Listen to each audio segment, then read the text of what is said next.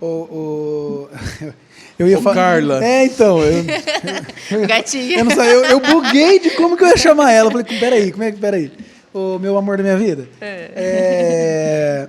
Mas conta pra gente, porque, tipo assim, é que é estranho fazer pergunta porque eu sei a resposta, né? Mas. Não, mas as pessoas não sabem. Conta pra gente.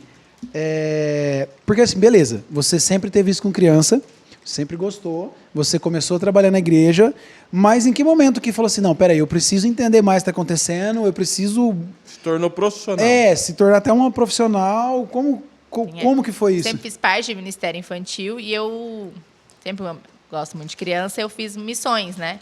Então, eu já fui para o Sertão do Piauí, para o Vale de Jequitinhonha, para os Ribeirinhos, eu sempre fui atrás de criança para ajudar de alguma forma as crianças.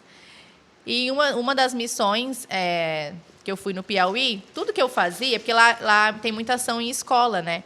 Então, você entra, você ministra as crianças lá, você tem muito acesso a escolas. Então, todo lugar que eu ia, as pessoas perguntavam, você é professora? Você é professora? Eu falava, não. Nossa, mas você não é professora? Eu falei, não. E aquilo ali ficou... E eu comecei a, será? E aí eu comecei a orar em relação a isso, Deus falou muito forte no meu coração que era isso. E aí eu lembro que eu cheguei no Ricardo e falei assim, Ricardo, é o Medino. Eu falei, Rick, eu acho que eu tenho que fazer pedagogia. E eu já tinha feito administração, eu trabalhava numa empresa, estava tudo certo, estava feliz. E ele falou, mas outra? Eu falei, olha... Ela terminou a faculdade, a gente era casado, então, tipo assim, foi... Aí ele falou, mas outra? Aí eu falei, olha, tenho 90% de certeza, só falta um anjo descer e falar, faz. E naquela semana que eu falei isso, eu tive uma confirmação de uma pessoa. O anjo desceu. Uma pessoa chegou confirmando em relação a isso para mim. Só que, sabe, você fica assim, tá bom. Aí eu comecei a fazer a pedagogia. E aí, fazia 2 meses que eu fazia pedagogia. Eu fui para São Paulo numa conferência. Você veio para São Paulo? Vim para São Paulo, né? Agora eu moro aqui perto. E eu fui visitar até a Zion, né? Tinha gente aqui antes, né? Mas não vai dar para saber, enfim, assim. E lá vieram orar comigo e entregaram uma palavra para mim que eu ia ser muito usada na área da educação. E aí eu fiquei muito assustada, que foi uma das palavras mais certeiras, assim, porque se é na minha igreja, não que não tenha valor, mas assim, todo mundo conhece a tia Carla, todo mundo sabia, alguns sabiam que eu tinha começado a faculdade, alguns sabiam... Dava para duvidar. Dava para falar assim, tá falando que me conhece. Mas era num contexto totalmente que eu não conhecia ninguém naquele lugar, e fazia tão pouco tempo que eu tinha começado, então, assim, foi realmente algo de Deus, assim, para falar, é isso, vai. Porque mal eu sabia o tanto de dificuldade que eu ia enfrentar depois, né? Então, essa palavra, eu me agarrei nela e falei, não, realmente é isso. E a gente estava conversando alguma coisa sobre isso, né? Vindo para cá, a respeito de palavras, né? Muita gente, às vezes, recebe uma palavra e, às vezes, fica esperando receber essa palavra ou tenta forçar algo que não é no seu tempo, né? Eu simplesmente recebi a palavra e continuei fazendo o que... Se preparou. O que estava no meu alcance fazer, a pedagogia. Amém? E aí Deus mudou nossa vida completamente. A gente veio para Taubaté em 2019. E aí eu precisei deixar o meu antigo serviço na minha cidade e tudo mais. E eu ia me formar, né, em 2020. E no final de 2019, 2020 eu ia estar formada. E aí, em 2019, a gente veio para Taubaté. E eu falei assim, agora eu preciso fazer meus estágios, porque se eu não fizer estágio, eu não me formo. E como a gente tinha mudado de cidade, já tinha deixado o emprego, eu falei, agora é a hora. E aí comecei a fazer meus estágios, foi um tempo muito difícil. Por isso também que eu estava tão tímida nos últimos episódios. Porque realmente eu entrei num lugar, eu entrei num buraco, e foi difícil eu sair desse lugar, porque eu me acomodei e eu queria ficar quietinha lá, escondida, sem ninguém me ver.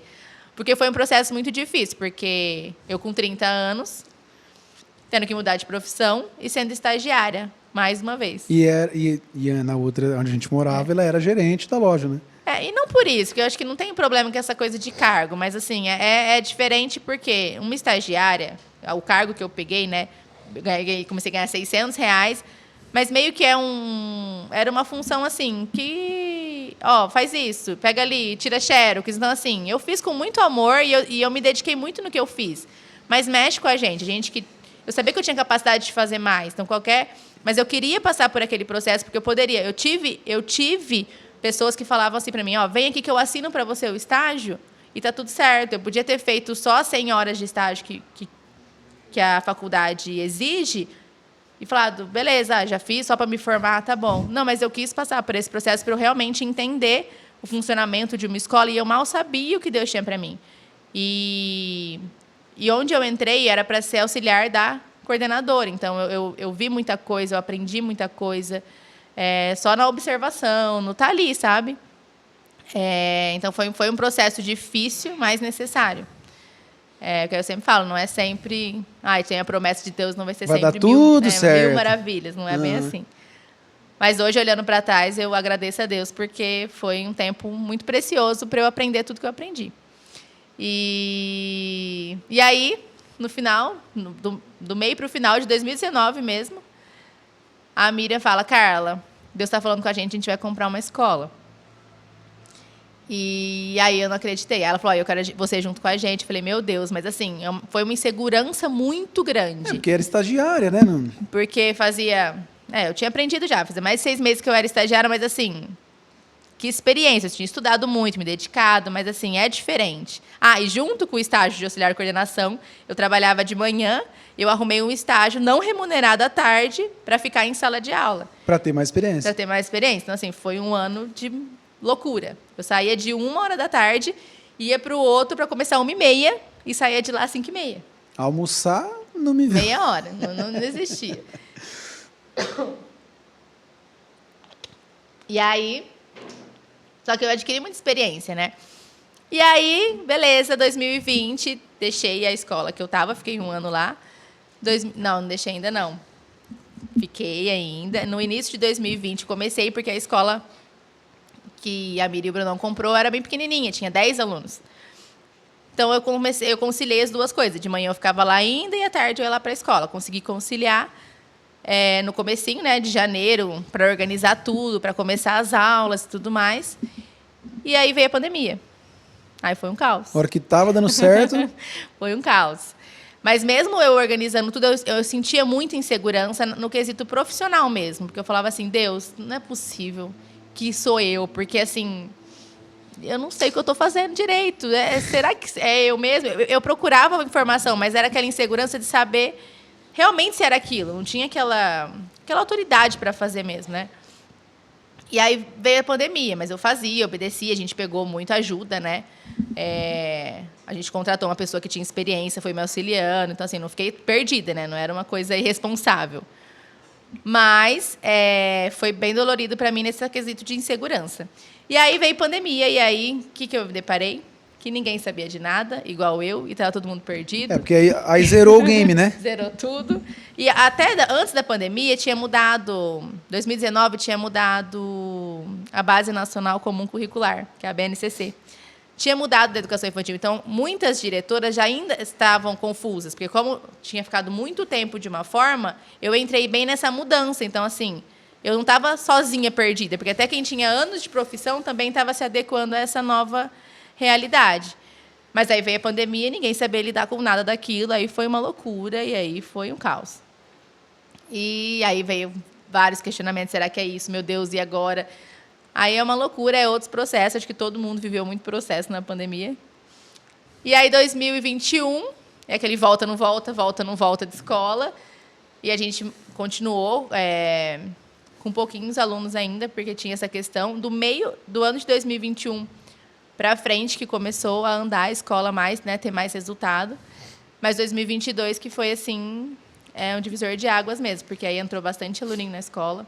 A gente começou a metodologia a crescer. Deu um pulo muito alto, né? Deu. A gente começou a metodologia a crescer, que é uma metodologia com princípio. A gente já fazia muitas coisas com princípio, a gente tinha o devocional, fazia muitos projetos, né? Mas aí a gente se afiliou a essa metodologia, que é bem bacana. E aí, eu só sei que em 2022, a escola terminou com quantos? 40 e pouquinho? 42 alunos. De 8? De 10. De 10? E aí, em 2023, nós estamos com 66 alunos. E mudou de prédio. Esse ano mudou de prédio, em janeiro a gente mudou para um novo espaço. E aí, hoje, nós estamos com 66 alunos. E tem uma margem ainda para receber mais alunos? Ou se receber muito mais que isso, tem que mudar de espaço? Nós conseguimos receber 60 alunos por período.